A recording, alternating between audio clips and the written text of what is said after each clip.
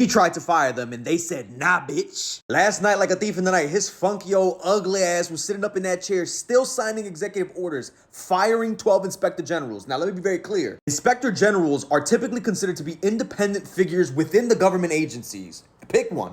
Departments like the Department of Defense, Department of Education, Department of Agriculture, Department of Commerce, you get the fucking point. Inspector generals are tasked with conducting objective audits within their agency, and they are expected to investigate allegations of waste, fraud, and abuse of power within the department. They pretty much act as an independent entity to make sure that government stays in check. They make sure that, let's say Trump wants to do something with the Department of Education that's not legal, that they look at it and they say, motherfucker, this is not legal. Or he tries to make something happen in the Department of Agriculture that's not up to code. They're going to come in and say, nope, we can't do that shit. But baby, those inspector generals wrote up a motherfucking email and tore his ass up. This black man, who's the chairperson of the Council of Inspector Generals, bucked the fuck back. Started with the pleasantries. Dear Mr. Gore, I'm writing in response to your email sent to me and other inspector generals earlier this evening, wherein you informed each of us that due to changing priorities, your position as inspector general is terminated effective immediately. As a chairperson of the Council of Inspector Generals and Integrity and Efficiency, I recommend that you reach out to your motherfucking White House counsel, your attorneys,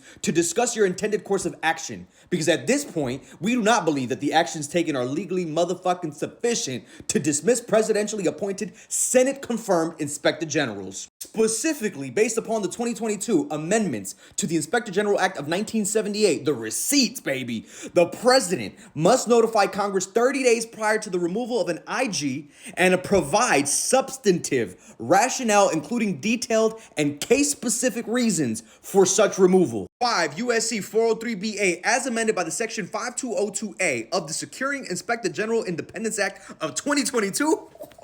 Title L2, Subtitle A of PL 117-263-136, Stat 23953222. The requirement to provide the substantive rationale, including detailed and case-specific reasons, was added to better enable Congress to engage on and respond to a proposed removal of an inspector general in order to protect the independence of the inspector generals, bitch. Motherfucker, should you have any questions, please feel free to reach out to me at Hannibal Ware at sba.gov. This is what the fuck you do to resist, because dictatorial, authoritarian, and fascist governments will take as much as you allow them to.